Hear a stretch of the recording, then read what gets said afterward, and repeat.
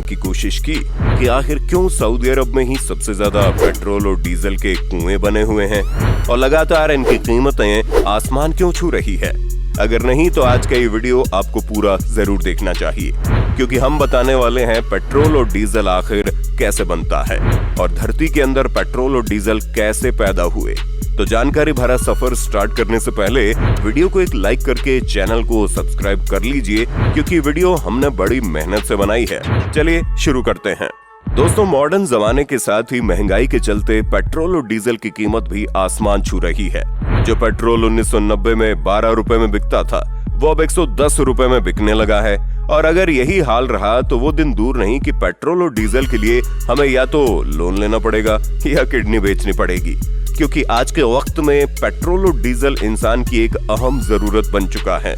हम बिना ईंधन के बिल्कुल लाचार हो जाते हैं। आज के समय में हम सब पेट्रोल और डीजल पर ही निर्भर हैं, फिर चाहे हमारी रोज की जरूरतें हों जैसे कि सब्जी, फल या राशन, या फिर हमारी और अलग अलग जरूरतें। इन सभी को हर रोज बड़े बड़े ट्रकों में भरकर एक शहर से दूसरे शहर तक इंपोर्ट और एक्सपोर्ट किया जाता है, और इन ट्रकों को चलाने के लिए फ्यूल की जरूरत पड़ती है, और यही फ्यूल पेट्रोल और डीजल है। और अगर आप ये सोचते हैं कि पेट्रोल और डीजल हमारी धरती पर हमेशा रहने वाला है, तो आपको बता दें जिस स्पीड से हम पेट्रोल और डीजल जैसी चीजों का इस्तेमाल कर रहे हैं, अगर हम इसी तरह से इन्हें कंज्यूम करते रहे तो ये आने वाले करीब 40 सालों में खत्म हो जाएंगे, क्योंकि ये सब चीजें धरती के अंदर लिमिटेड हैं।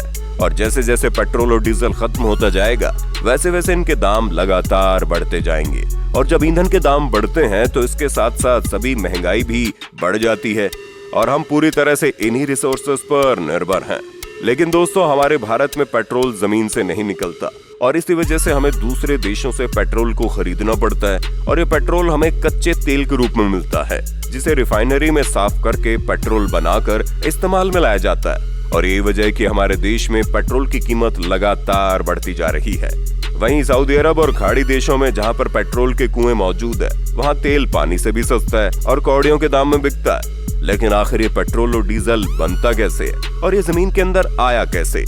तो दोस्तों, आज से हजारों लाखों साल पहले जब हमारी धरती पर डायनासोर का अंत हुआ था, तो उसके बाद कई बार धरती की टेक्टोनिक प्लेट्स में हलचल हुई, जिस वजह से हजारों लाखों पेड़ पौधे, जीव जंतु धरती के चट्टानों के अंदर दब गए, और जब वे पूरे तरीके से डिकम्पोज हो गए तो चट्टानों में गहरे दबाव और गर्मी की वजह से ये जीवाश्म तरल पेट्रोलियम के रूप में बदल गए। बाद में मनुष्य की उत्सुकता ने धरती के अंदर खोज की और पेट्रोलियम के भंडार का पता लगाया।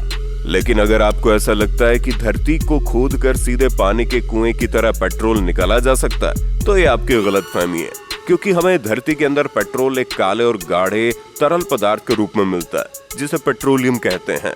ये अपनी प्योर फॉर्म में नहीं होता। पेट्रोलियम को हम क्रूड ऑयल या कच्चा तेल भी कहते हैं, लेकिन पेट्रोलियम पेट्रोल नहीं है, बल्कि पेट्रोलियम से डीजल, पेट्रोल, केरोसिन जैसी कई सारी चीजें बनाई जाती है। पेट्रोलियम जमीन के नीचे और समुद्र के नीचे दोनों जगह पाया जाता है। जो पेट्रोलियम समुद्र में होता है उसे निकालने के लिए फ्लोटिंग रिफाइनरी बनाई जाती है, यानी तैरते हुए प्लेटफॉर्म। ये प्रोसेस सुनने में जितना आसान लग रहा है उतना ही टेढ़ी खीर है भाई साहब। समुद्र हो या फिर जमीन, तेल के भंडार ढूंढने में कई बार तो सालों लग जाते हैं और अरबों रुपए खर्च होते हैं, वो अलग। इसके लिए समुद्र में कई महंगी और बड़ी मशीनें लगाई जाती हैं, जो एक जगह से दूसरी जगह तक तेल ढूंढती रहती है। जब इस मशीन को एक जगह से तेल मिल जाता है तो वहाँ तैरते हुए प्लेटफॉर्म बनाते हैं, और इन प्लेटफॉर्म को आसपास के चट्टानों से मजबूती से बांध दिया जाता है ताकि ये हिलडुल ना सके।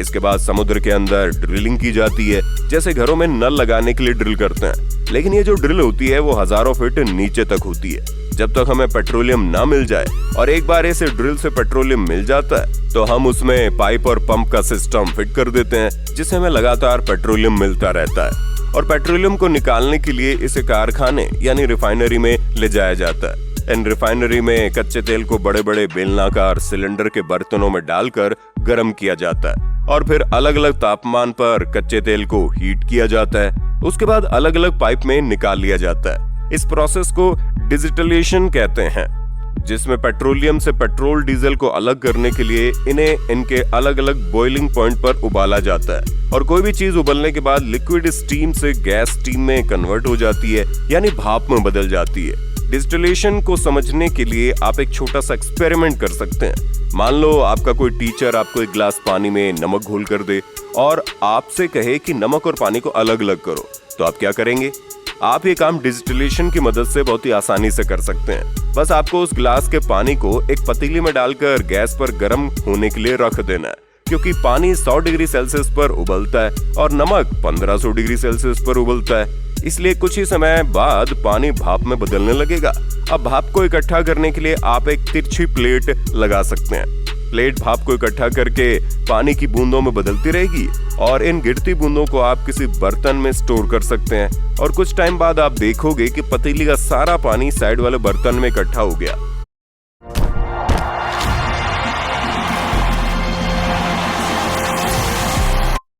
और पतीले में सिर्फ नमक बचेगा।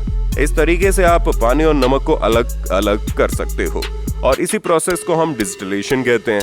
दोस्तों, जिस तरह से पानी का बॉइलिंग पॉइंट 100 डिग्री सेल्सियस होता है, इसी तरह पेट्रोल डीजल का बॉइलिंग पॉइंट भी अलग अलग होता है। इसीलिए इसे अलग अलग तापमान पर गर्म किया जाता है, क्योंकि इस कच्चे तेल में केरोसिन ऑयल और पेट्रोल डीजल होते हैं। तो जैसे जैसे हम पेट्रोलियम को उबालते हैं तो कच्चा तेल भाप बनने लगता है। इसे ऐसे समझिए कि डीजल को पाने के लिए 260 डिग्री तक कच्चे तेल को उबाला जाता है। वहीं 180 डिग्री सेल्सियस पर केरोसिन यानी मिट्टी का तेल मिलता है। 110 डिग्री पर पेट्रोल मिलता है। इसके अलावा कच्चे तेल से मोम, ग्लिसरीन, पैराफिन वैक्स और डामर भी निकलती है। और इसी तरह एक कॉम्प्लेक्स प्रोसेस से पेट्रोल, डीजल और केरोसिन ऑयल जैसी चीजें हमें मिल जाती हैं। लेकिन पेट्रोल और डीजल बनाने के बाद इन्हें डायरेक्ट पेट्रोल पंप पर बेचने नहीं भेजा जा सकता। पहले इनकी टेस्टिंग होती है कि हमें वास्तव में कितना ज्यादा ऑक्टाइन का पेट्रोल मिला है, और जितना ज्यादा ऑक्टाइन होता है उतना ही ज्यादा महंगा और अच्छा तेल माना जाता है। इसके बाद इसे टैंकर में भरकर ट्रांसपोर्ट किया जाता है और इस पूरे प्रोसेस में बहुत ज्यादा खर्चा होता है। ये वजह है कि पेट्रोल डीजल की कीमतें सोने के बराबर होती जा रही है। पहला रीजन तो ये है कि पेट्रोलियम निकालने का प्रोसेस यानी डिस्टिलेशन बहुत खर्चीला है, जिस वजह से इनकी कीमत भी अलग अलग होती है। और जिन देशों के पास अपने ऑयल रिजर्व होते हैं उन्हें ये सस्ते पड़ते हैं, और हमारे भारत जैसे देश जिसके पास रिजर्व नहीं होते उन्हें महंगे पड़ते हैं। वहीं मैन्युफैक्चरिंग के साथ साथ स्टेट और सेंट्रल गवर्नमेंट इस पर टैक्स भी खूब लगाती है। इसीलिए डीजल और पेट्रोल की कीमत काफी ज्यादा हो जाती है और इंडियन ऑयल और रिलायंस जैसी कंपनियां पेट्रोल और डीजल के लिए अरबों रुपए खर्च करती है, तब कहीं जाकर पेट्रोल से हमारी गाड़ी चल पाती है। लेकिन दोस्तों, हमारा ये भी समझना जरूरी है कि पेट्रोल और डीजल का एक बार इस्तेमाल होने के बाद इन्हें दोबारा रिसाइकिल नहीं किया जा सकता, यानी कि ये सिर्फ एक बार इस्तेमाल होने वाली चीज है। और पेट्रोल व डीजल धरती पर अनलिमिटेड नहीं है, यानी धरती पर एक न एक दिन खत्म होना ही है।